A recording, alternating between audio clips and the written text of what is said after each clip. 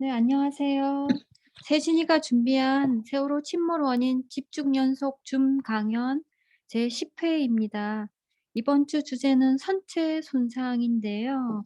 저희가 오늘이 또 4월 1 일이잖아요. 4월은 잔인한 달이라는 말이 너무 실감이 납니다. 오늘 날씨도 참 좋은데 이 꽃피는 계절에 수학여행 갔다 돌아오지 못한 아이들을 생각하면 너무 마음이 아프고요. 그렇게 돌아오지 못한 이유를 밝히는 일에 계속 열심히 저희 세진이가 하고 있습니다. 선저위원이셨던 권영빈, 시민한 두 분께서 책을 내셨는데요. 이 책 보이실 겁니다.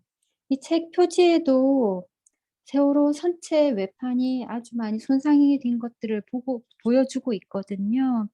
오늘은 이제 이런 선체 손상에 대해서 김관묵 교수님이 좀 더 자세하게 강연을 해 주실 거라고 생각됩니다. 그럼 바로 강연 시작하겠습니다.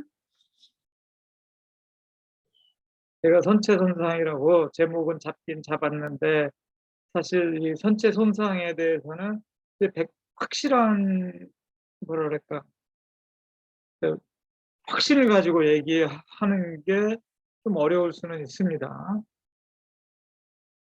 어쨌든 뭐 그동안에 얘기한 걸 좀 정리를 하고 선체 손상에 대해서 말씀을 드리겠습니다.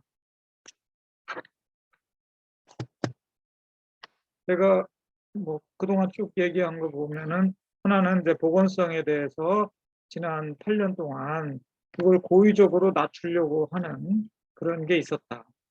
우리가 세월호 보건성은 매우 나쁘다 이런 걸 뭐 귀가 닳도록 들었지만 사실은 그것이 사실 조작된 것이다.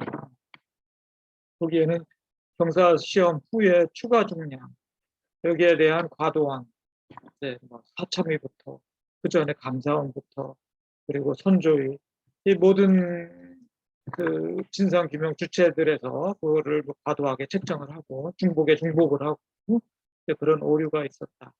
그리고 자율동수 효과에 대한 오류가 있었다. 이거는 내인설에서 상당히 이제 왜곡을 해가지고 과장을 하고 이렇게 해서 보건성을 크게 낮추었습니다. 이 부분은 뭐 열린안에 의해서 많이 대척이 되긴 됐습니다. 워낙 그 말도 안 되는 짓거리라서요. 그리고 사실 열린안에서도 그런 이제 선체 트림이라든가 보건정 곡선 지금 그런 데 대해서 좀 오류가 있습니다. 사참위에서도 그 오류를 계속 진행을 하고 이런 부분들이 바로 잡혀져야 됩니다. 이런 오류들하고 어떤 조작하려고 하는 그런 주체들하고 서로 맞물려 가지고 침몰 원인 규명을 하는데 상당한 방해가 되고 있습니다. 그다음에 이제 솔레노이드 밸브 고착화, 세월호 침몰 원인, 사고 원인은 솔레노이드 밸브 고착화다. 이것이 뭐 사실이 아닌 걸로 뭐 이미 밝혀졌는데도 불구하고 일부 특히 이제 그 사참 위에 있는 위원들 아주 뭐 높은 사람들이죠. 이 높은 사람들이 진짜 아무것도 없이 자기 무식한 줄 모르고 억지 궤변을 부리고 있습니다. 이게 135차 사참위 전원위원회 장면입니다. 이때 솔레노이드 밸브 고착화에 대해서 추가 발표가 있었습니다. 여기 이제 조사위원이 있었죠. 조사관이 발표를 했고 거기에 반박을 해가지고 이민위원 변호사입니다. 여기 있는 사람들이 이제 위원들이에요. 밖에 있는 사람은 조사관이고 뭐 여기는 행정원들인가 본데 가운데 줄 여기 위원장이 있고 가운데 줄에는 위원들 계급이 높은 사람들이 이제 딱 떡하니 자리를 잡고 있고 그 조사관이 발표를 하는데 발표 이제 사실 여기 끝난 상태인데 아주 구석에서 이렇게 뒷자리에 있어요. 가운데 있는 사람들 높으신 양반들은 다 가운데 있는데 그러니 이 사람들이 그 중에 이제 뭐 다른 분들은 조사관 발표하는 거에 이제 동조를 하는 편인데 이쪽에 있는 사람들 여기 그 변호사들 여기 그 중에서도 이민 이름이 이민이에요. 뭐 이민 갔다 뭐 이런 게 아니고. 근데 이제 이름이 이민인데 이씨죠. 이름이 이씨고. 이 사람이 이거에 대해서 반박을 해요. 솔레노이드 밸브 고착화됐다. 그거는 이제 밝혀진 사실이다. 이렇게 하고 여기에 이제 반하는 사실들이 많이 나옵니다.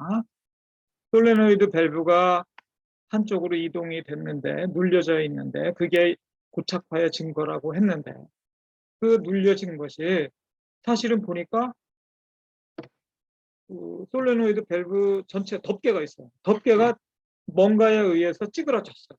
그 찌그러지면은 자동적으로 철심이 눌리게 되어 있습니다.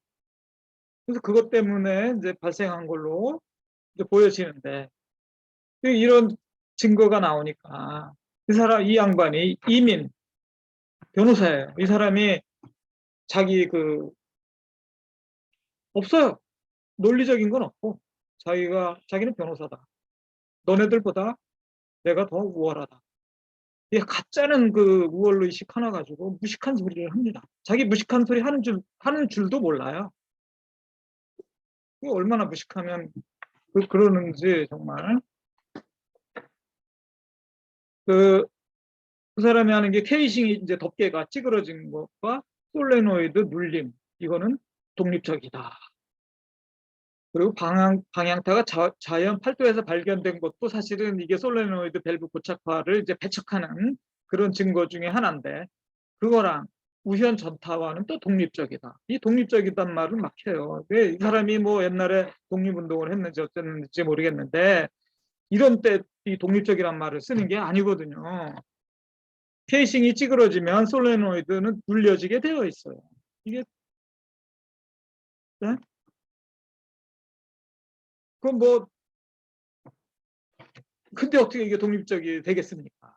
이게 뭐 말도 안 되는 참 네, 황당한 얘기를 하는 거고 그리고 우연 전타 이제 자연 방향타가 실제로 발견된 거는 자연 8도예요.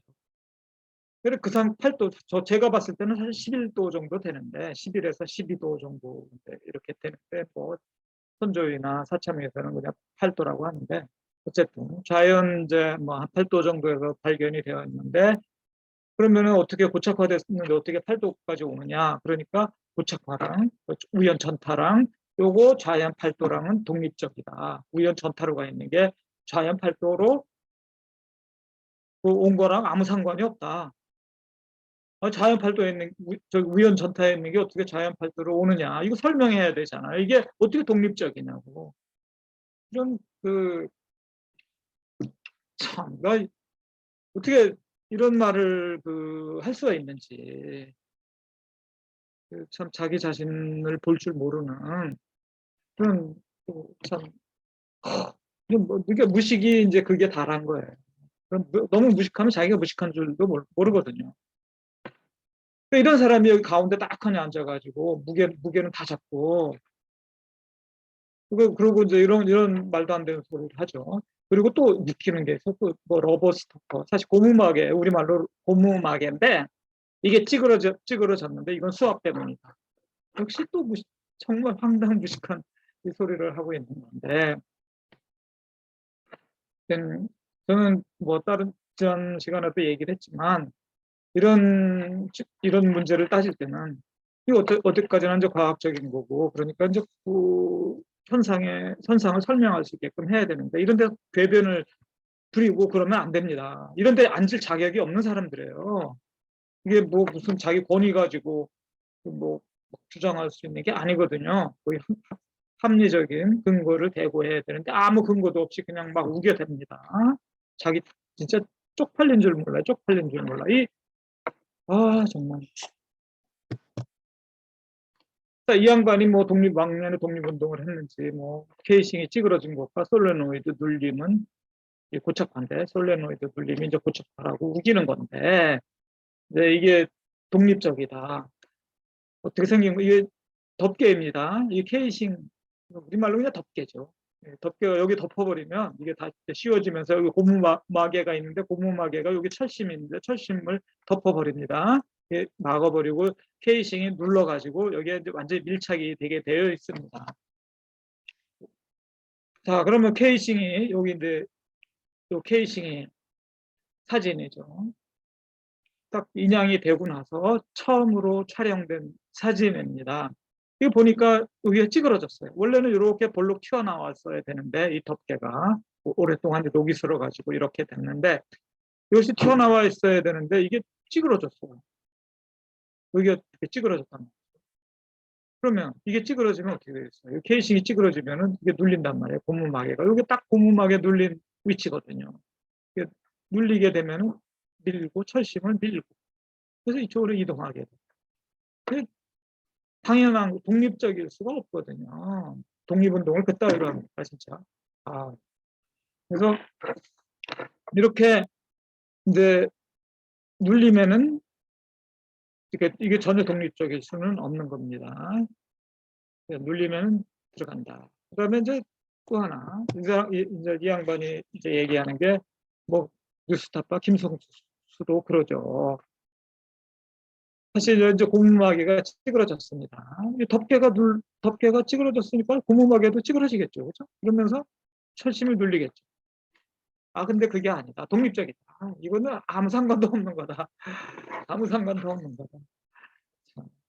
이게 이제 이 양반 주장이 뭐냐면은, 야, 이게 원래 나는 이제 옆에서 보면 이렇게 생겼죠. 여기가 고무마개예요. 고무마개고 바깥에 이렇게 덮개가 꽉 누르고 있어요. 이게 밀착되어 있는 상태입니다.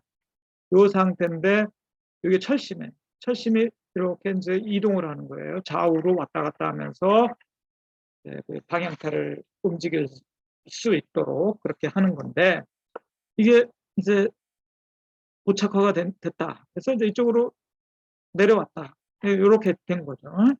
이렇게 이쪽으로 갔다. 그러면 여기 빈 공간이 생긴다. 이 빈 공간에 이제 수압이 생기게 되는데 왜냐하면은 여기 이 덮개에 보면 여기 틈이 있어요. 사실 여기 구멍이 있거든요. 그 구멍이 있어가지고 그거를 이제 비상시에 손가락으로 여기를 꾹 누를 수 있게 되어 있어요. 그래서 손가락으로 고무 덮개를 직접 누르면 그러면 이제 이 철심이 밀려가지고 뭐 이렇게 될 수가 있어요. 이쪽으로 이동을 시킬 수가 있어요. 뭐 방향타가 말을 안 듣는다든가 혹시라도 그러면은 나름 테스트를 한다든가 그럴 때 여기를 사실 구멍이 안 보이는데 구멍이 있습니다. 그 구멍으로 손가락을 집어넣어 가지고 이게 꾹 누를 수가 있어요. 근데 이제 이게 세월호 사고 뭐 이게 사실 말도 안 되는 건데 이게 이쪽으로 눌려지면 이쪽에서 막 미는 힘이 굉장히 작용을 하거든요. 그런데도 불구하고 이게 이렇게 이제 밀려진 상태에서 멈췄고 그게 이제 고착화라는 거예요. 멈췄고 여기에 빈 공간이 생겼다. 그럼 이 빈 공간에 빈 공간이 있죠. 그러면 물이 요 누름 구멍을 통해서 이제 물이 들어오고 이게 해저 40m니까 한 4기압 정도. 40m가 누르는 힘은 뭐 대단하죠. 4기압으로 여기를 누르게 됩니다. 그러니까 누르니까 이게 눌릴 거다. 눌려가지고 이렇게 된 거다. 그 후에 이게 이 철판이죠. 여기 덮개 철판이 찌그러졌다. 근데 야, 이민 그 변호사 양반 이 철판 덮개는 왜 찌그러지냐 여기가. 어? 수압으로 그게 찌그러지냐. 아, 참. 그거에 대해서는 설명도 못하죠. 하여튼 이게 이제 수압 여기 물이 들어오면은 이 철판은 찌그러질 수가 없죠. 고무 덮개가 안에 빈 공간이 있다면 찌그러질 수도 있겠죠. 수압에 의해서. 그러나 여기는 빈 공간이 될 수가 없어요. 이게 철심인데 철심을 보면은 옆에 홈이 파여 있습니다. 이 홈이 있기 때문에 여기 홈이 있어가지고 이 안에 오일이 차 있거든요. 그래서 오일이 여기로 쑥 들어갑니다. 그럼 여기 꽉 차죠. 그러면 이제 수압이 이 바깥에서 작용을 합니다. 이쪽에서도 수압이 작용하지만 이쪽에서도 작용을 해요. 그러면 이거 뭐 밀릴 수가 없어요. 그냥 도대체 하여튼 저는 이 변호사들이 그 윗자리에 앉아가지고 자기 뭐 아니 고시 공부 합격하면은 뭐 이거 이쪽에 그 올바른 판단을 하는데 도움이 되나요? 그게 이 양반들 수학이나 물리 못하니까 고시 공부하는 거 아니겠어요? 예, 차차 무식해가지고 말이죠. 저기 초등학교 수준도 안 돼요. 이쪽 생각하는 거 보면 그런 사람들이 윗자리에 앉아가지고 여기 이제 오일이 차 있으니까 수학 때문에 이게 될 수가 없는 거예요. 그래서 지멋대로 생각을 해가지고 뭐 눌린다고 아주 소설을 쓰고 있어요. 그러니까 내부가 이제 오일로 차 있다. 그러니까 이런 식으로 되는 거죠. 그래서 여기 홈이 있기 때문에 오일이 여기를 이제 꽉 채웁니다. 그러면은 여기서 수압으로 누른다고 해도 이쪽에서도 수압이 작용하니까 결국은 이게 이제 밀, 밀릴 수가 없어요. 밀릴 수가 없어요.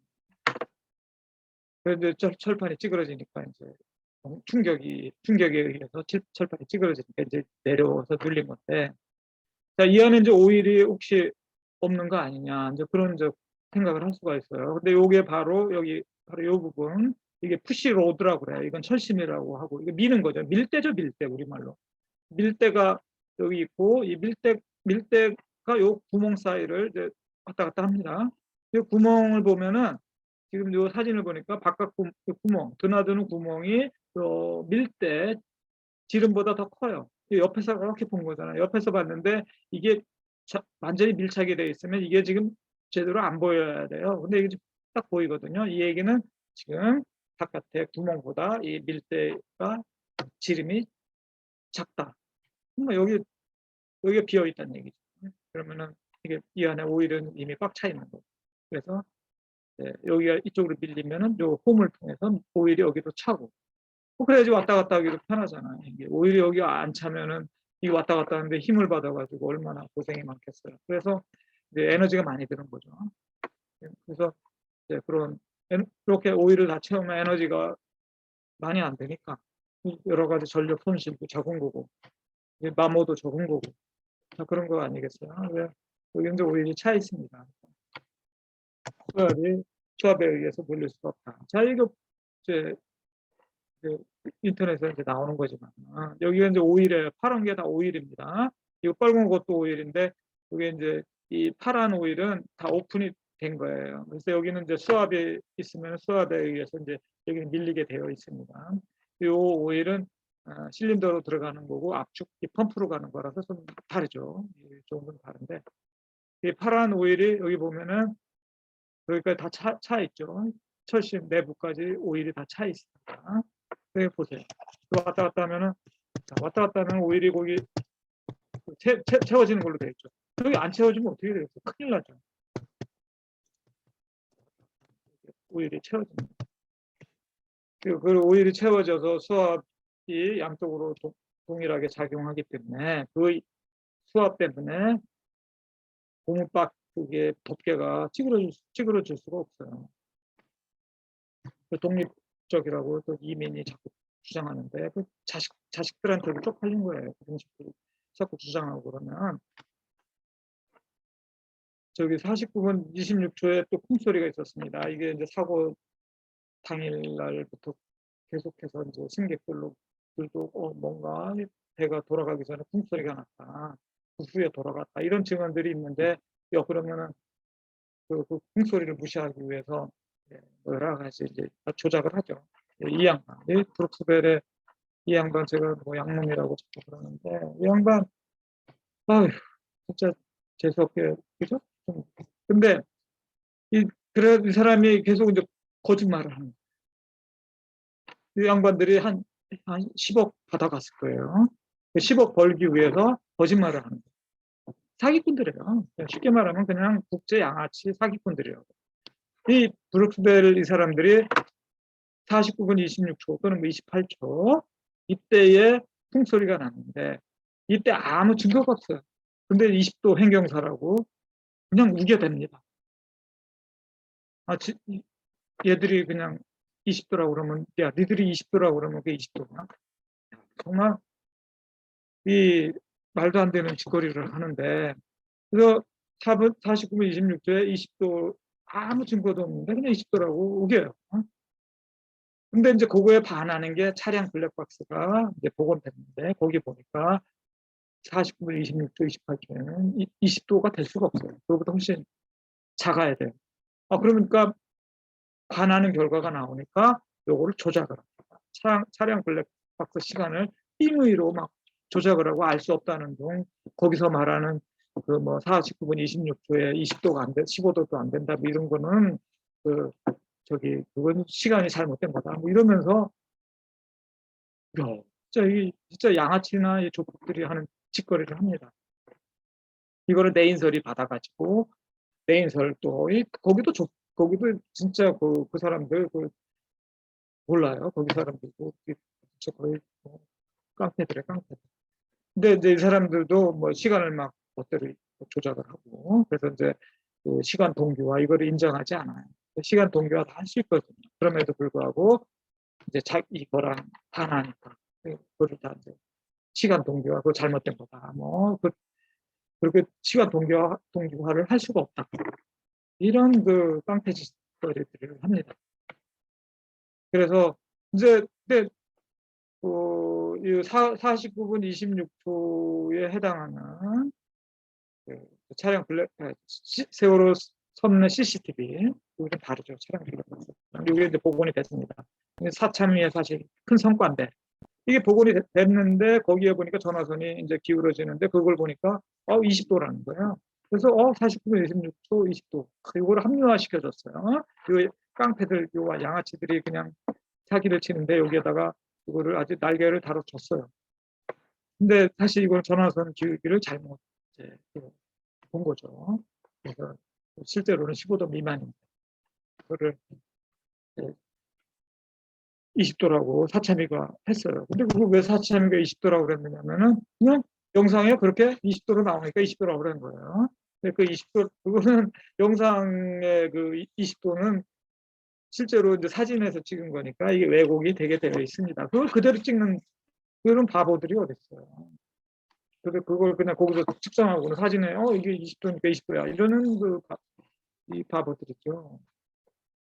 그 제가 이제 뭐 저도 그렇고 이제 뭐 여러분들이 세준이 여러분들이 요거를 사진도 구하고 뭐 해서 봤습니다. 여기 보니까 세월호 매점이에요. 매점인데 저도 열심히 보니까 여기 초코파이 뭐 있고 상자 크기 있습니다. 요 있고 이런 거 프링글스 뭐 이런 크기하고 다 따져 보니까 이거 제가 뭐 여기 버터링이 뭐니 이런 것들 막 저도 사다가 버터링 제가 먹지도 않는데 사다가 치수 재고 막 이렇게 해봤어요. 그랬더니 여기가 이제 35cm고 여기가 70cm입니다. 그러면은 여기서부터 여기까지가 2m가 됩니다. 2m보다 약간 많을 수도 있고 뭐 플러스 마이너스 몇 cm 정도. 그래서 여기까지가 2m예요. 이건 뭐 그다음에 여기서부터 여기까지가 최소한 160cm입니다. 근데 여기를 보면은 160보다 약간 낮아요. 요게 160이 요게 여기에 걸려요. 여기쯤에. 그래서 요게 160이고 여기까지가 160이고 2m가 하여튼 뭐 여러 가지 방법으로 할 때 2m. 그리고 근데 여기가 CCTV 카메라가 있는데 여기서부터 추가로 또 20cm가 더 있어요. 20에서 최소한 그래서 여기까지가 카메라까지가 거의 2m 15에서 20 이 정도 됩니다. 그리고 옆 또 사진이 이제 요 전화기가 또 사진 찍힌 게 있어요. 전화선 있고. 근데 요걸 가지고 뭐 바닥 여기 책상이 아슬아슬하게 보입니다. 여기 탁자가 있는데 80cm 탁자가 있어요. 정말 아주 아슬아슬하게 보였어요. 다행히. 그래서 요거 하고 해서 전화선 높이 요거를 이제 20cm로 본 겁니다. 이런 뭐 전화통 이런 거 20cm는 보통 넘잖아요. 20cm로 보면 이제 여기 한 12cm고 이렇게 해서 바닥에서 전화줄 중심선까지가 105cm입니다. 105cm. 많이 봐줘봐야 110cm고. 카메라 높이가 이제 2m 15죠. 2m 15니까 전화의 중심선까지 이제 어떻게 됩니까? 115가 되죠. 110, 네, 110. 20이라고 그러면 115. 그 카메라에서 전화줄까지 도면하고 뭐 저도 열심히 뭐 이게 다 따져보니까 110이에요, 110.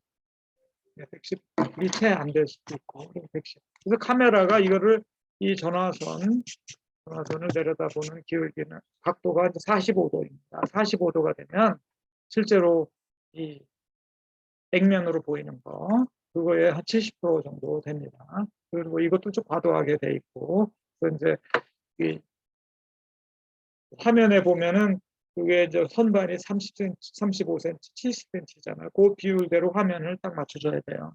그걸 맞춰놓고 하면은 이게 많이 내려와야 됩니다. 많이 내려오고 이 사람들 그냥 막 쳤어요. 해가지고 그거를 70% 이렇게 하면은 기껏해야 12도에서 14도, 49분 26초에서 28초 사이, 12도에서 많이 봐줘봐야 14도, 아주 많이 봐주면 15도, 15도는 넘지 않습니다. 그러니까 이 전화선 기울기가 쿵소리 났을 때 15도가 안 된다. 이게 대단히 중요한 거죠.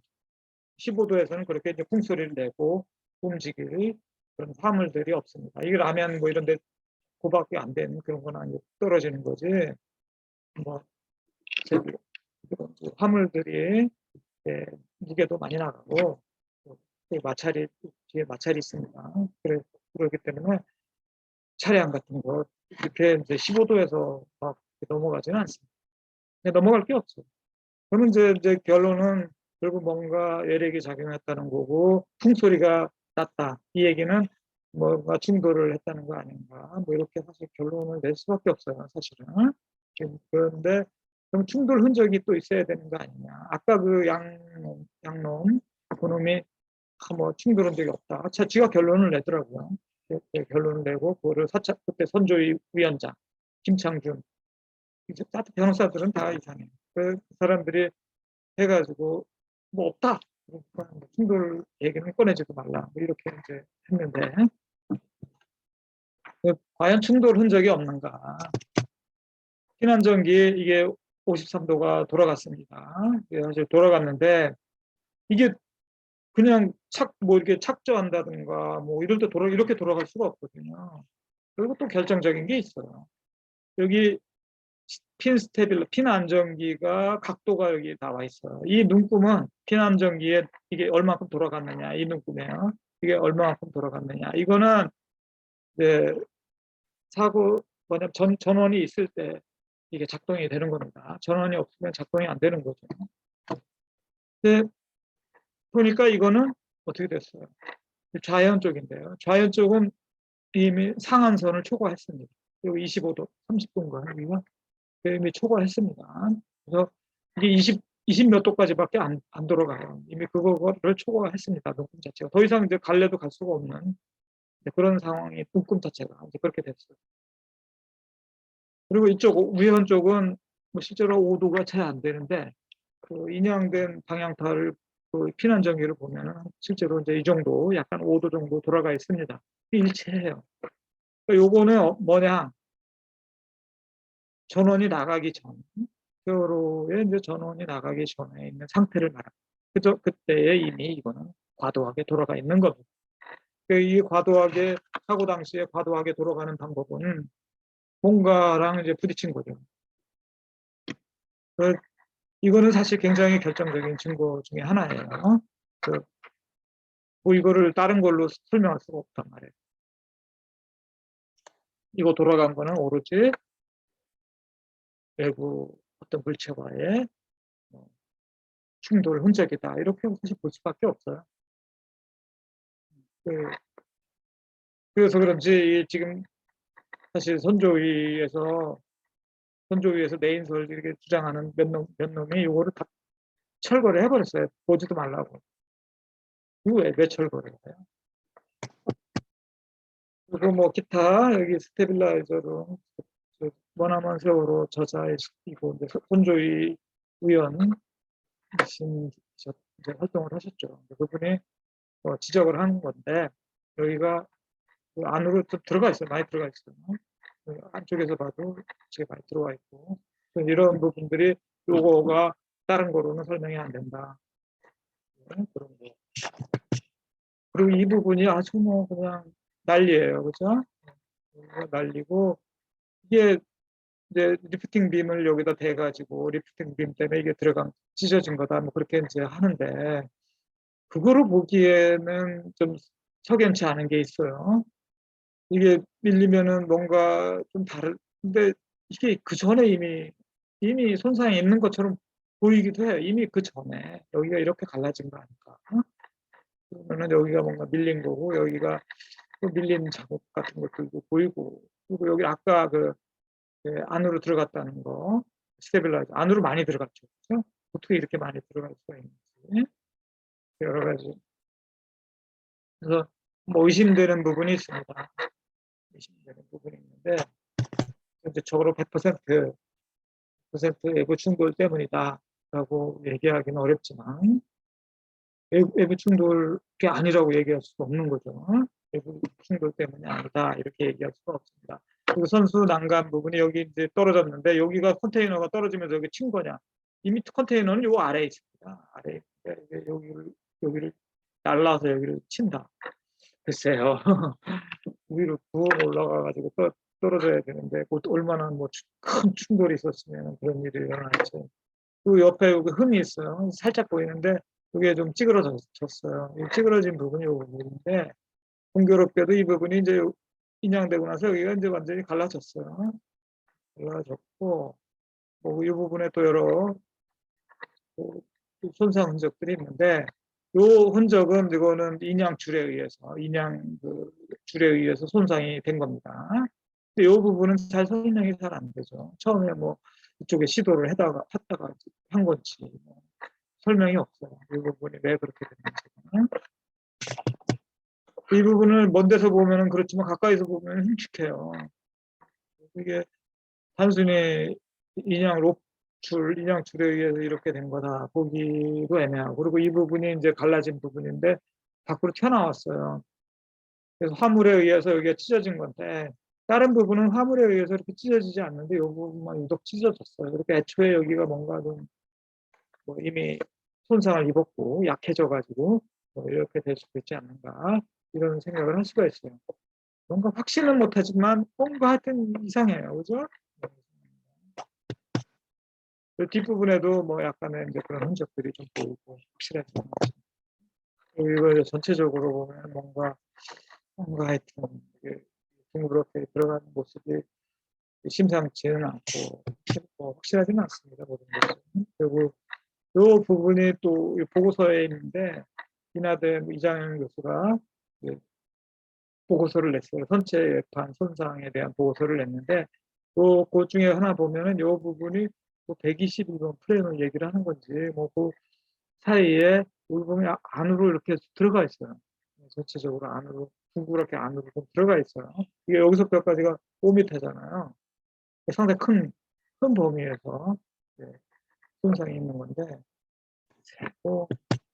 그리고 이 부분이 이제 안으로 많이 좀 들어가 있는 부분이고, 그래서 제가 이 충돌 흔적에 대해서는 이거를 근거로 이게 충돌이 됐다 이렇게 얘기는 못 하겠는데 충돌 흔적이 없는 것은 아니다 이렇게 이제 결론을 내고 싶습니다. 그렇게 낼 수 있어요. 그래서 외판 손상이 뭐 충돌 흔적이 없으니까 충돌은 아니다 이렇게 얘기할 수 있는 건 아니다. 다른 부분에서 충돌을 얘기를 충돌의 충돌 가능성이 굉장히 높다. 그러면 그게 맞을 수 있다.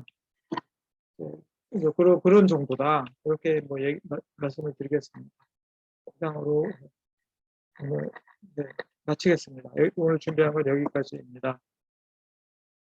예, 강의 감사드립니다. 사진 자료를 보니까 더 참 참혹하네요. 외판도 그렇고요.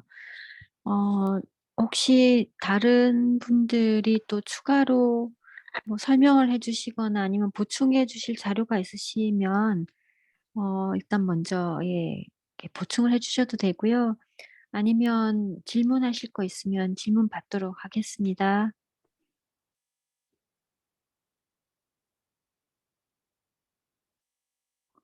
오늘은 저번 주에는 거의 100여 명 정도의 분들이 들어오셔서 강의를 청취를 하셨는데 오늘은 좀 참가 인원 자체가 좀 적네요. 그래도 예 혹시 뭐 질문하실 거 없으신가요? 교수님 인양 과정에서요. 인양 방법 중간 과정에서 풍선을 넣기 위해서 우연 쪽, 그러니까 자연이 밑에 쪽에 있었고 우연 쪽이 이제 우회 쪽에 그 이제 우회 쪽으로 이렇게 돼 있었는데 옆으로 누워 있을 때, 그래서 우연 쪽을 주로 이제 이렇게 사각으로 구멍을 뚫었어요. 네. 인위적으로 이제 구멍을 뚫으면서 수없이 구멍을 뚫어가지고 지금 이 앞전에 그 선체 인양을 하면서 보면 우측은 그냥 완전히 벌집을 만들어 놨고, 그 다음에 좌측에도 그때 본 걸로는 6군데 정도, 5군데가 6군데인가를 구멍을 그것도 뚫어놨어요. 그래서 이제 그걸 풍선을 넣어서 이제 이렇게 배를 띄워서 인양을 하기 위해서 한다고 했는데, 이거는 진짜 그 애들 장난도 아니고 외판을 고의로 훼손을 해가지고 어떤 흔적이 남아 있는지 없는지도 모르게 그렇게 훼손을 많이 불어시킨 그런 상황이 돼버렸고, 더군다나 좌측에 그 배 밑바닥에 뻘 쪽에 가 있는 쪽은 풍선 넣는 거하고 전혀 상관이 없는데 그쪽에도 그 구멍을 뚫었습니다. 그거는 결국은 그 부위에 어떤 흔적이 접촉이나 이제 외부 어떤 그런 충돌 흔적들을, 이게 이제 고스란히 그대로 있어야 되는데 훼손함으로 해서 그런 거 저런 거를 속된 표현으로 감추기 위해서 이거는 쇼를 한 거 아니냐, 풍선 넣는다 쇼를 한 거 아니냐는 생각이 좀 많이 들거든요. 그 부분에 대해서는 좀 어떻게 생각하시는지요? 저는 전혀 생각을 해본 적이 없는데요. 풍선을 어떤 풍선을 넣었는지 제가 잘 모르겠는데, 그리고 그 자연 쪽에도 어딘가 뚫었다고요? 네, 자연 쪽에도 5군데인가 6군데인가 그거 뚫었습니다. 외판을요. 지금 여기 이쪽 말하는 건가요, 여기? 예, 그 어딘가로 그때 그 보고서 낸 것으로는 그렇게 돼 있었어요. 조그맣게 뚫었다 이렇게 해가지고.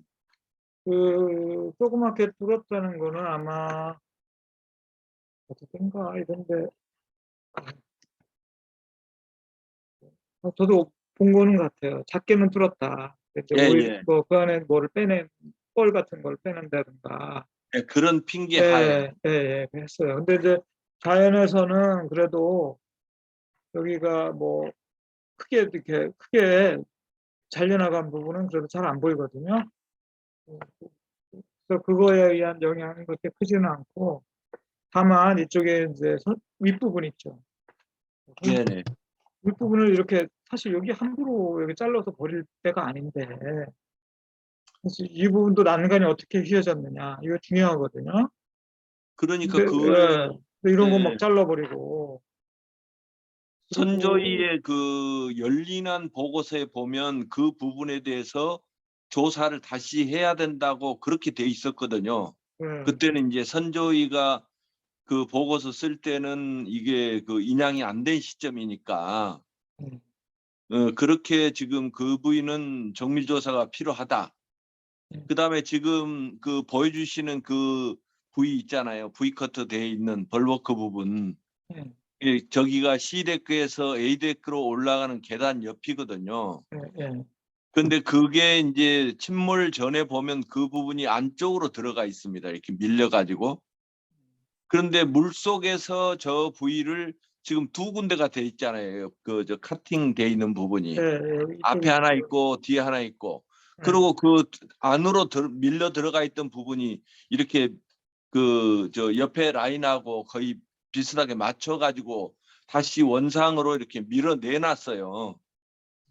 저게 지금 제가 보기에는 토치로 물속에서 그 가열해서 저걸 밀어낸 거 아닌가 싶은 그런 의심되는 부위거든요. 저 부위가. 그때 뭐 잘려낸 걸 봐도 이게 뭐 안쪽으로 이렇게 예, 여기 밀려 난간 들어가 같은 게 있었죠. 밀려 들어간 것 같다. 예, 밀려 들어가 예. 있던 거를 밖으로 밀어낸 거죠, 지금. 그게 이제 그리고 다 잘라버렸으니까 알 수가 없잖아요. 예, 우회 그리고 쪽을 많이 잘라버렸죠. 위에 잘라버렸으니까 이게 알 수가 예, 없고. 예. 그래서 이게 그러니까 아주 기분이 안 좋죠. 이런 거 함부로 자르는 게 아닌데 침몰 원인이 완전히 규명이 된 게 아니잖아요. 그럼 그렇습니다. 최대한 흔적 그거를 남겨놔야 되는데 이거 살인 비유가 이상하지만 살인 사건 현장에서 그냥 가능한 한 그대로 놔둬야 되잖아요. 조사가 끝나기 전에는 그냥 다 경찰들이 오기도 전에 그냥 다 없애고 치워버리고 이런 거랑 비슷한 거잖아요. 잘 이해 안 가는 일들이 좀 있어요. 예. 그래서 관련된 다음에 한번 기회가 된다 그러면 이번에 이제 세월호에 대해서 여러 가지 의혹들이 있잖아요. 규명되지 못한 어떤 또는 이런 부분은 확실하게 의심이 가는 부분인데 이게 밝혀지지 않은 것들, 소위 왜 엔카를 잘 감겨서 있는 걸 풀어 가지고 저거를 물속에서 어렵게 어떤 형식으로 해서 엔카를 풀어냈는지, 그다음에 지금 이 부위도 마찬가지로 저렇게 왜 있는 그대로 그냥 건져 올리면 되는데 그 부위가 인양을 하는데 전혀 문제가 되는 부위가 아니거든, 저 부위가. 근데 왜 예. 이 부분은 왜 잘랐는지. 예, 여기가 지금 벌워크 부분인데 지금 잘린 거잖아요.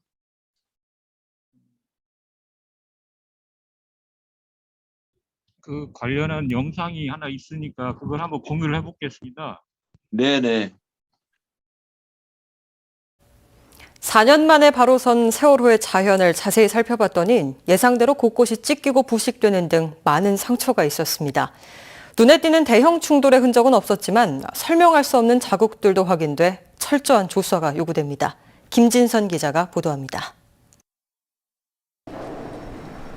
바로 선 세월호 선수 갑판을 두르고 있는 울타리가 끊겨 있습니다. 파도를 막아주는 울타리인 불워크로 지난 2016년 3월 인양에 방해된다며 12m 이상이 잘려나갔습니다. 수중에서 건져낸 울타리를 살펴보니 두터운 철판이 바깥에서 안으로 휘어있는 모양. 침몰 당시 떨어지는 컨테이너에 영향을 받았다면 반대로 굽었어야 하지만 배 바깥에서부터 영향을 받은 겁니다. 지금 절단물에서도 외력을 봐야 되는 게 맞는데 저 세월호만 가지고 외력설을 얘기하는 것 자체도 좀 문제가 있는 거죠. 세월호는 전체적인 걸 다 보고 외력설의 증거로 꼽히고 있는 스테빌라이저 등 인양 당시 잘려나간 주요 구조물들은 세월호 옆에 보관돼 있습니다. 드러난 좌현에 갈라지고 깨진 외판은 물론 우현과 뱃머리에서도 확인되는 긁힌 자국 등 바로선 선체는 침몰 원인과 인양 과정을 원점부터 다시 조사해야 할 이유들을 보여주고 있습니다. 구체적으로 안쪽으로 들어갔다 이렇게 얘기를 하네요. 예, 맞습니다. 그게 이제 안으로 들어갔는데 인양돼 가지고 나와서 저렇게 잘렸고 그 밑에 부위는 또 V커트가 돼 있고 지금 그런 상태거든요. 그래서 뭔가는 거기에 뭐가 문제가 있었던 부위인데 저렇게 지금 상처를 내 가지고 그 흔적을 정확하게 살펴볼 수 없도록 지금 만들어 놨습니다. 지금. 또 하나 올렸습니다. 현의 선수 부분입니다. 그래서 이 부분이 지금 변형이 이제 밖에서 봤을 때는 여기는 큰 표시가 안 나는데 이제 이 내부는 좀 사정이 많이 달라서 그걸 좀 설명드리고 싶은 거예요. 특히 이제 이 부분의 특징을 잘 보시면 여기는 그 바닥에 누워 있을 때도 큰 힘을 받지 않은 부분이라는 걸 좀 알 수 있습니다. 지금 왜냐하면 지금도 공중에 떠 있는 부분이고 이 부분은 땅에 닿은 적이 없는 부분이죠. 그래서 이 안에 이제 골격들이 어떻게 됐는지를 보려고 하는데 이 안에 골격들의 이제 위치를 도면을 보시면 이렇게 표시가 될 수 있습니다. 여기가 이제 아래쪽이면 여기가 되는 거고요. 이렇게 여기, 그다음에 여기 C데크면 저 위쪽 여기가 될 겁니다. 그리고 이렇게 중간 부분이면 한 이 정도 될 거고요. 위치는 이 부분이 이제 되는 건데, 여기 속에 얼마만큼 힘이 이제 있었는지를 좀 보려면 이 단면이거든요. 조금 요 부분입니다. 여기 요 프레임 부분의 아래쪽이죠. 그러니까 여기서 봤을 때는 지금 요 부분입니다. 요 부분에 실제 들어가서 이게 이제 단면을 이제 보면 밑바닥에 이렇게 이 큰 프레임이죠. 그 철골입니다. 철골재가 이렇게 틀어져 있는 걸 볼 수가 있고, 여기 이제 좌굴이라고 그러는데 이게 우그러져 있는 게 보입니다. 이게 프레임 146쪽이면 이제 선수 요걸 가지고 도면을 찾으면 되는 거고요. 그리고 이제 그 다음 프레임, 똑같은 프레임인데 이제 이 벽이 있습니다. 이 안에 이런 식으로 원래는 이제 정상으로 본다면 이렇게 편편해야 되는 쇠로 된 벽인데, 이 부분이 완전히 이렇게 크게 우그러져 있습니다. 아마 종이도 이렇게 편편할 때를, 그러니까 종이 한 장은 이렇게 휘는 건 굉장히 쉽지만 그 편편한 걸 유지하면서 뭔가를 하려면 상당히 많은 힘이 드는 걸 알 수가 있는데, 여기 보시면 단면이 이 전체를 이렇게 이 세월호 단면을 다 벽으로, 쇠벽으로 이렇게 막아놨는데, 이게 불룩해질 정도로 이렇게 힘이 작용했다라는 것은 굉장히 큰 힘이 여기에 이제 작용해야 된다는 걸 알 수 있고요. 그다음에 이 부분들의 이제 좌골 부분을 보면 배 속에서는 그냥 뭐랄까 이 편편한 쇠판만 우그러진 게 아니고 아예 철골 자체가 굉장히 많이 우그러졌다라는 거가 이제 분명히 이제 나타나는 거고요. 그 다음에 이제 요 부분입니다. 여기 두 번째 151 프레임을 이제 가서 보면, 여기를 보시면 이렇게 휘어져 있는 정도가 굉장히 심하고, 원래는 이제 이런 식으로 깔끔하게 돼야 되는데, 이제 전체 단면을 보시면 여기 좌굴이 돼 있고, 요 부분, 그 다음에 여기에도 이제 기둥이 쑥 아예 들어가 있죠. 여기 보시면 이 기둥을 철골이 이렇게 쑥 이제 들어가는 이게 좌골이 생겼고, 이 부분은 이제 C데크 쪽에 좌골이 생긴 거를 알 수 있습니다. 이 부분이고요. 그 다음에 또 다음 프레임으로 가면 여기죠. 이 프레임에 보면 이 내부의 힘이 그냥 살짝 작용하는 게 아니고 굉장히 큰 힘이 아니면 이게 일어날 수 없는 힘입니다. 그러니까 외형상으로는 46cm가 최대로 들어간 것 같지만, 실제로 내부에 이 46cm가 들어가려도 이 워낙 튼튼한 이 철골들이 휠 정도면 굉장히 큰 힘이 작용될 수 있다라는 것을 우리가 충분히 알 수 있는 이제 증거들이 딱 있기 때문에, 저는 이제 요 내용들이 이렇게 이제 뭐 재료공학이나 이런 데서 이 정도의 변형이 일어나려면 세월호 구조상 얼마 정도의 힘이 어느 방향으로 작용했을 때 이런 변형이 일어난다는 것들은 충분히 연구가 될 수 있지 않나 생각이 듭니다.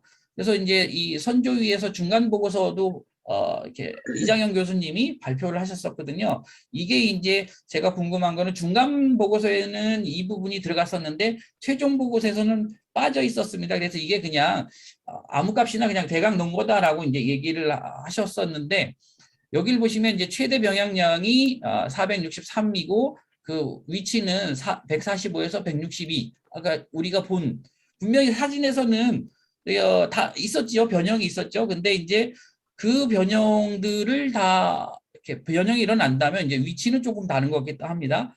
여기를 이제 계산을 하신 거 보면 2,800톤의 힘이 작용해야 이 정도의 변형이 일어난다는 거를 검토 영역에서 이제 예시로 넣으셨다라고 이제 중간 보고서에 들어가 있었거든요. 그래서 이게 한번 기사에 났었던 걸 제가 기억을 하고, 그런데 이제 이게 기사가 나니까 바로 이게 없어지고, 최종 보고서에서는 이렇다 저렇다라는 내용도 없이 이게 사라졌습니다. 그러면 저는 이제 이 보고서는 사라졌어도 이 변형된 이 값들은 분명히 남아 있으니까, 이런 것들은 그럼 계산을 최종적으로 좀 해봐야 되지 않나라는 게 좀 생각이 들고요.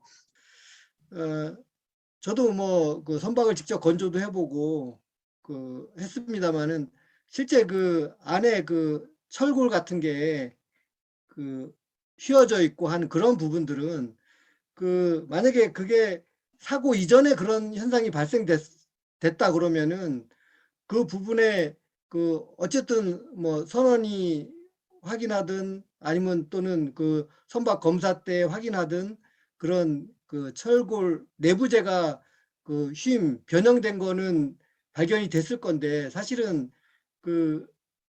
이 배가 사고 나기 한 2개월 전 1월 달, 2월 달 그때가 검사 기간이었죠. 그때도 사실 이런 내용이 전혀 없었거든요. 그런 걸로 봤을 때는 철골재가 그렇게 변형이 됐다는 것은 뭔가 힘이 있지 않고는 변형이 될 수 없는 부분이고, 또 그 부분이 예를 들어서 우연도 같이 들어갔다 그러면 우연도 똑같이 변형이 됐어야 되는데, 이 부분은 지금 자연만 그렇게 변형이 발생된 거고, 그래서 이제 선조위에서는 그 부분이 침몰해서 왼쪽으로 바닥에 있기 때문에 그쪽으로 하중이 작용돼서 변형이 생겼을 거다라고 선조위에서도 이제 그런 조사한 걸 또 저도 본 기억이 있는데, 그렇다면은 지금 말씀하신 프레임 146번부터 165번까지인가요? 그 부분 말고 다른 부분의 골재도 그런 변형이 있는지, 이런 걸 사실 상호 조사해서 비교를 해서 다른 데는 멀쩡한데 이 부분만 있다 그러면 그 부분에 분명히 어떤 힘의 작용이 있었을 거라는 생각이 들고, 근데 그런 거에 대해서는 선조위가 됐든 사참위가 됐든 사실 정확히 조사를 안 하더라고요. 그래서 더 질문 없으시면 이병무 선생님은 뭐 덧붙일 얘기 없으신가요? 이병무 선생님? 네네. 제가 아무튼 버스 아니라 네. 큰 소리를 못 아, 하겠는데 네.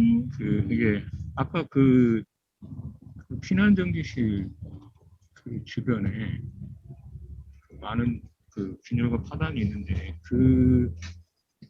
그게 이제 리프팅 빔에 설치하면서 그렇게 된 거라고 그건 알고 아닙니다. 있는 거잖아요.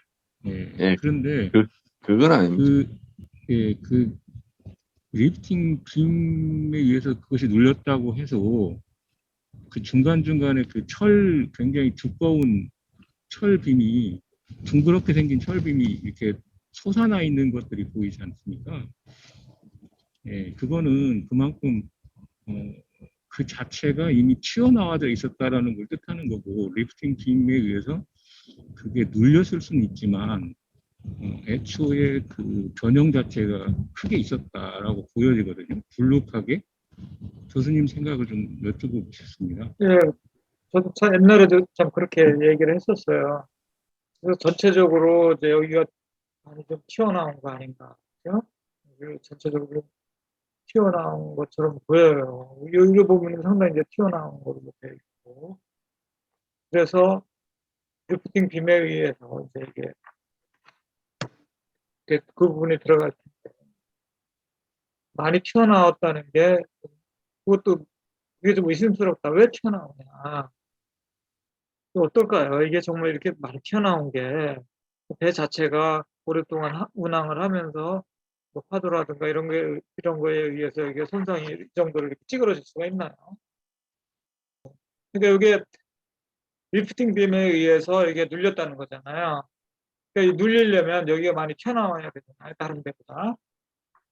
요거보다 많이 튀어나왔다. 여기가 이제 튀어나온 거고 리프팅 빔에 의해서 그만큼 여기가 들어간 거다. 이렇게 이제 얘기를 하는 거니까 여기가 그만큼 튀어나왔다는 얘기예요. 여기서부터 좀 올라가서 이렇게 이제 가라앉았다. 이 부분이 이렇게 튀어나올 수가 있는 거예요. 제가 그냥 저절로. 네, 눈 감고 아웅하는 거지. 제가 볼 이게 때는 예, 들어간 부분이 리프팅 빔이 설치됐던 부위 같고요. 예, 맞아요. 예, 그 튀어나온 게 아니고 원래는 거기 이제 프레임이 있으니까 예. 그쪽은 이제 리프팅 빔이 안 걸린 상태니까 그대로 있고, 리프팅 빔이 걸려갖고 하중 때문에 들어간 것처럼 저는 보입니다. 아니 근데 이제 이 부분이 애초에 튀어나오지 않으면 여기랑 높이가 같잖아요. 그러면은 이렇게 들어가기가 쉽지 않거든요. 그러면 그렇지. 여기랑 예, 예, 연결돼서 봐야 되니까. 여기랑 여기보다 이 평면보다 여기가 튀어나왔다는 거죠. 이 부분이 전체적으로 튀어나오니까 리프팅 빔을 대면은 여기랑 균형을 맞춰야 되니까 이게 이제 미는 힘이 생기니까 이렇게 됩니다. 근데 여기랑 여기랑 평면이면은 다 같이 평면이면은 이게 미는 힘이 잘 안 생기고 이렇게 막 여기가 손상이 입었다는 얘기는 말하자면 이 골조 있잖아요. 이거 프레임 자체가 지금 튀어나왔다는 얘기예요. 프레임이 튀어나왔다는 얘기예요. 다른 데보다. 그러면 프레임이 이렇게 튀어나오는 방법. 그러니까 여기 전체가 이제 튀어나오는 건데 튀어나오려면 여기서 강한 힘을 받아야 된다. 강한 힘을 받아서 이게 이제 여기 우그러져 가지고 튀어나오면 리프팅 빔을 대면 이게 자동적으로 여기가 밀려 들어가거든요. 근데 그러면 여기 튀어나왔는데 무슨 힘으로 튀어나오느냐. 평소에 파도가 이렇게 운항하다 보면 파도에 의해서 여기가 들썩들썩 해가지고 이게 뭐 이렇게 프레임이 확 휠 수가 있느냐. 튀어나올 수 있는 이건데 이게 가능한 얘기입니다. 그런 일은 없습니다. 그래요? 그러면은 이거는 여기가 튀어나온 거예요. 튀어나오지 않고는 이런 일이 있을 수가 없어요. 그렇잖아요. 이게 여기랑 다 평면인데 어떻게 이게 여기만 어떻게 쑥 들어가요? 거기만 터졌잖아요. 그러니까 여기가 상대적으로 튀어나온 거예요. 그래서 이게 왜 튀어나오느냐? 그러려면은 여기에서 뭔가 힘을 크게 받는 거죠. 크게 받으면 여기가 우그러지면서 여기가 튀어나오고 그 일부는 찢어질 수도 있고 그런 상태에서 리프팅 빔을 대면은 그만큼 들어가는 거죠. 다른 부분에 비해서 여기가 튀어나왔으니까 그만큼 들어가는 거죠.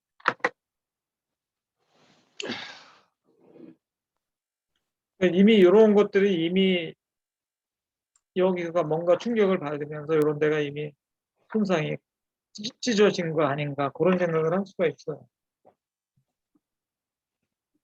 그리고 일부 찢어진 부분도 있고 그리고 튀어나오기도 하고 이게 프레임이죠. 프레임이 이렇게 많이 튀어나온 거고 딴 데보다. 그거 아마 옆에서 정확하게 촬영을 하면 여기서부터 이렇게 촬영을 하잖아요. 여기 분명히 튀어나온 게 보일 거예요.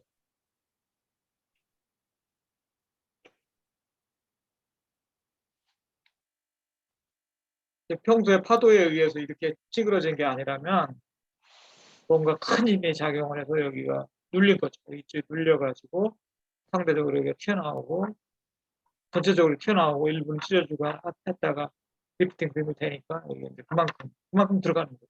튀어나온 만큼 들어가는 거예요. 그렇죠. 튀어나온 만큼 들어가는 거예요. 그러니까 이 부분이 그냥 단순히 그 리프팅 빔에 의해서만 생긴 흔적이라고 말하기에는 네. 이게 분명히 문제가 있는 것 같고 교수님 말씀대로 이 가로로 찢겨진 이 파단은 리프팅 빔에 의해서 생길 수 있는 건 전혀 아니지 않습니까? 네, 그 모양이 짱그렇죠. 네. 그리고 이게 리프팅 빔에 의해서 들어가려면 그만큼 막 튀어나와야 됩니다. 그렇죠. 원래가. 상당히 많이 튀어나와요. 이거 자체가 지금 아마 이게 휘어 있을 거예요. 휘어 있을 거예요. 내부 상황을 보면 알 수 있을 것 같은데. 바깥에서도 이렇게 사진을 옆에서 이쪽에서 이렇게 바짝 대가지고 이렇게 촬영을 한다든가 그러면 이게 튀어나온 게 잘 보일 것 같아요. 이게 저쪽에서 보면 이쪽에서 사실 이쪽에서 보면 여기쯤이죠 여기. 그래서 여기가 사실은 뭔가 리프팅 빔에 의해서 들어갔다는 얘기는 여기가 이만큼 뭔가 튀어나온 거예요.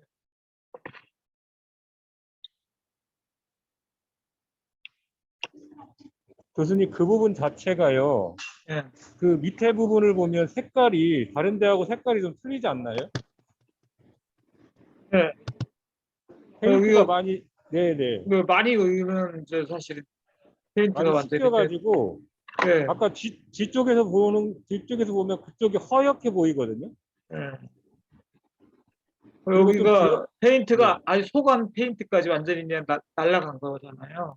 예, 여기 예. 하얀 거 있는데 여기 하얀 거 뭐 이렇게 이제 청해진에서 페인트한 거고 그 전에 또 일본에서 칠한 거, 뭐 그 전에 칠한 거 완전히 다 페인트가 완전히 다 떨어져 나가가지고 철판이 드러난 거잖아요.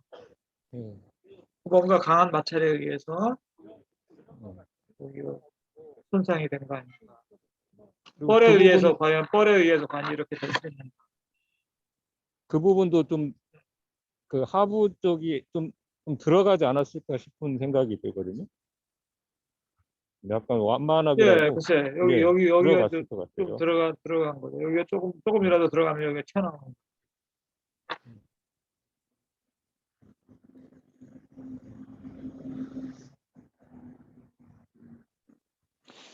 근데 이제 그동안에 그 조사하는 주체들, 소위 특조위나 선조위나 이런 데서는 전부 다 이제 외력이 없었다 또는 자연적인 거였다.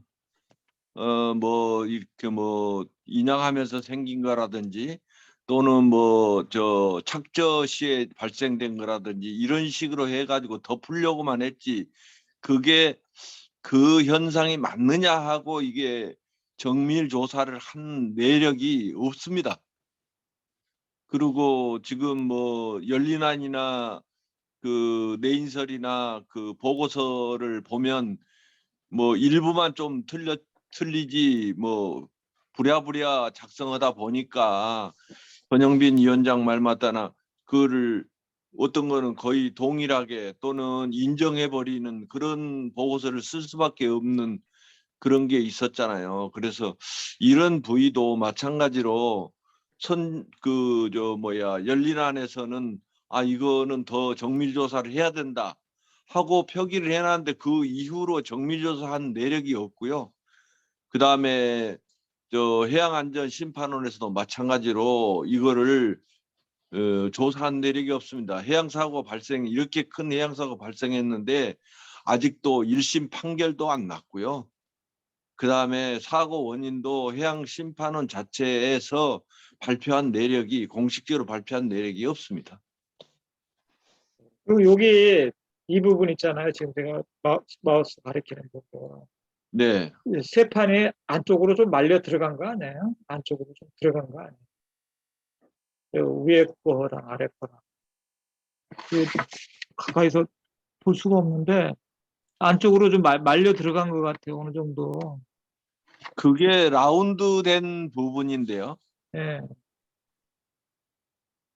그 여기가 사전에 찢어진 거 아니, 찢어져서 이렇게 어느 정도 찢어진 거 아닌가 그런 의심도 들어요. 그럴 근데 수도 있죠.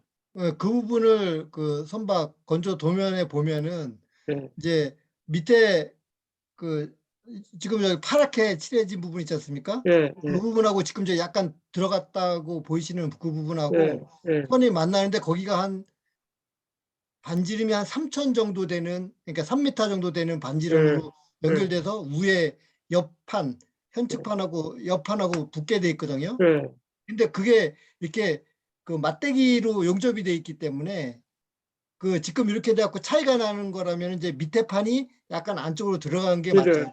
네, 밀린 거죠. 예? 예. 그러니까 정상적인 상태에서 리프팅 등으로 이런 모양이 안 나오지 않겠어요? 안으로 이렇게 말려 들어가는데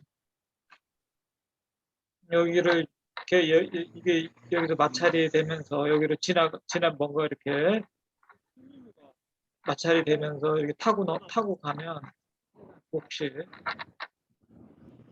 이런 모양이 나올 수도 있을 것 같아요.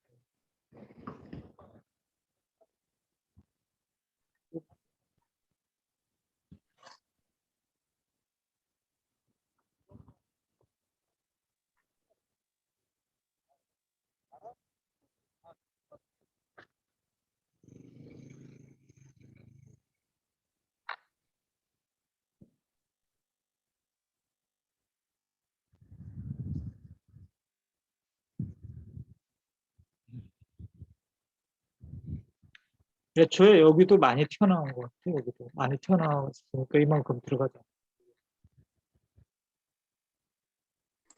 지금 가리키시는 그 부분이 스테빌라이저 있는 예, 부분이죠. 예, 스테빌라이저 있잖아. 그 여기가 어디 보고서에 보니까 그 스테빌라이저가 50.9도로 회전하면서 예, 그쪽 그 스테빌라이저 룸 쪽에 그 내부재 보면은 선미 쪽에서 선수 쪽으로 밀린 것 같은 그런 흔적이 보인다고 어디 보고서에 쓴 걸 제가 본 것 같거든요. 그래서 그렇게 그 선미 쪽이 좀 그러니까 바닥 쪽이 좀 밀렸을 수도 있습니다. 여기가 여기 예. 최초에 여기를 밀었다고 생각되지는 않고 최초에 여기를 밀었다는 거는 좀 합리적이지 않고 처음에 충돌이 있다면 이쪽 앞쪽에서 먼저 있고 지나가면서 이게 한참 지나갈 거 아니에요. 여기로 지나가서 비비면서 지나갈 때 그때 이런 변형들이 충분히 있을 수 있지 않을까.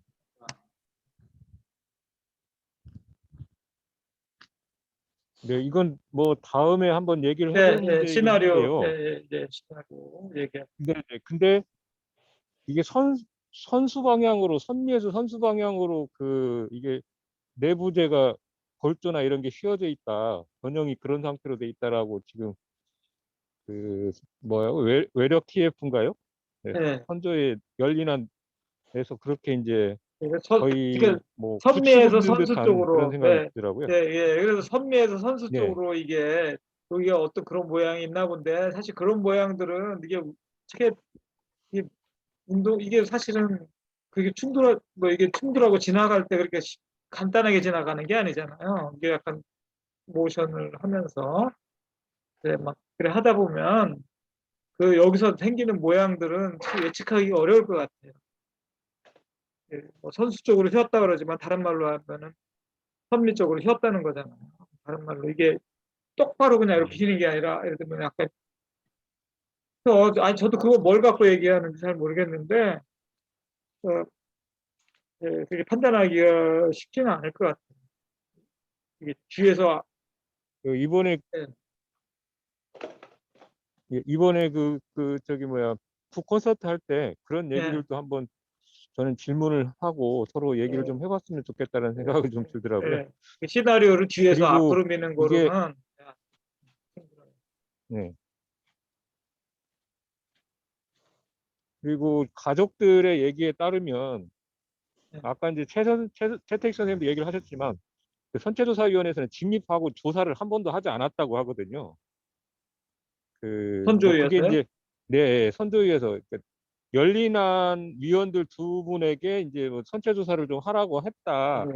그리고 나서 열린안이 나온 거다. 이렇게 이제 그 지난번 그 가족 방송을 하는 걸 통해서 제가 또 들었는데요. 좀 더 확신을 가지게 된 것 같아요. 그때 그런 흔적들을 좀 보면서. 근데 이제 제대로 된 조사를 하지 않았고 내인 설정은 아예 보고서만 쓰겠다라고 뭐 조사 자체를 아예 하려고 생각도 안 했고, 그리고 심지어는 이제 열린안에 대해서도 좀 아쉬움을 표현하는 게 이거 선체조사 해야 된다. 여기서 중단하면 안 된다라고 주장하고 그렇게 요구를 강력하게 하면 선체조사 자체의 어떤 기간을 연장할 수도 있지 않았겠냐라고 하는 어떤 아쉬움을 표현하더라고요. 그만큼 선체조사위원회에서는 이 선체조사를 거의 하지 못했다라는 거고, 이번 사참위는 그나마 조금 그거에 비하면 좀 했겠죠, 당연히. 근데 지금 오늘도 제가 사참위 갔다 오면서 그런 얘기를 좀 들었는데요. 좀 확신을 어떤 충돌에 의한 변형이라고 확신을 얘기를 못 하더라고요.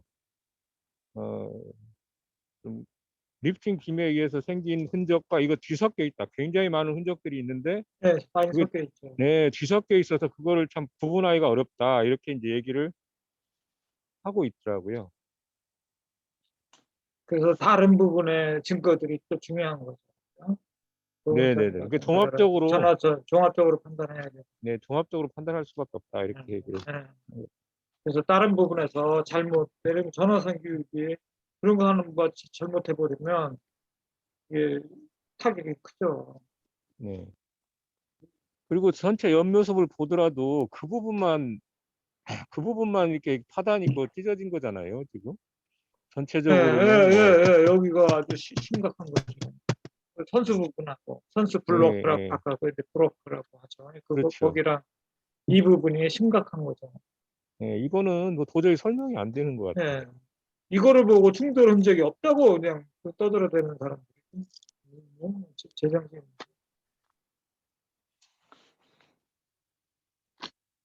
그때 그 충돌 흔적이 없다고 할 때는 리프팅 빔이 붙어 있는 상태에서 충돌 흔적이 없다고 이렇게 그 리프팅 붙어 있는 상태에서 옆에 있는 사진 봐도 뭐 이상한 거 이쪽에 보이던데 이쪽에 아니, 보였어요. 보이는데도 예, 네. 보이는데도 흔적이 없다고 이렇게 네. 발표를 했어요. 방송에서 나와가지고.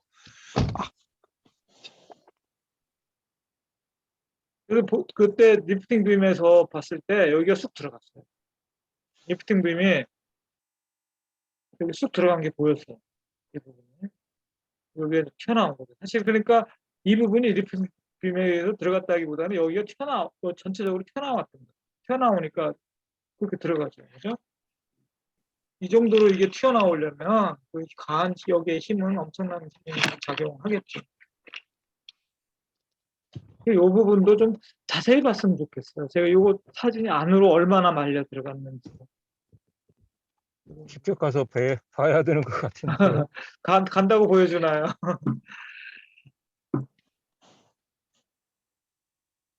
아니 근데 이게 어떻게 보면 공식적으로 네. 이게 이제 조사를 정밀 해야죠. 조사를 이렇게 해야 되는데 그 자체를 안 하는 거예요 지금. 그리고 블로크 그거 다 빼버리고 야 이건 뭐 하는 짓이야. 관련한 용역 보고서가 아직 나오지 않았다고 하더라고요. 그 선체 손상 관련돼서. 그동안에 자꾸 뭐 CCTV 조작하고 한국 이쪽에 너무 많은 에너지를 쏟았어요. 맞아요. 진상규명을 너무 쉽게 하려고. 엉뚱한데 힘을 썼고 시간 다 소비하고 이제는 또 시간이 없어가지고 저 현장이 먼저 확인되고 조사가 돼야 되는데 현장은 놔놓고 엉뚱한 가설을 세워놓고 거기에 갖다 짜 맞추는 식으로 이거를 전부 다 그 8년 거의 8년 동안을 지금 그렇게 하고 있는 거잖아요. 그래, 8년 동안 조작됐다. 사실 조작됐으면 그러면 진짜 진상규명 쉽거든요. 조작한 놈 잡아다 적시면 되거든요. 너무 쉽게 생각한 거예요. 진상규명. 네, 오늘 강연 더 질문 없으시면 이만 마치도록 하겠습니다. 예, 장시간 수고하셨습니다. 예. 예, 수고해 주신 모든 분께 감사드립니다. 수고하셨습니다. 감사합니다. 아이고 고생하셨습니다. 수고하셨습니다. 쉬세요.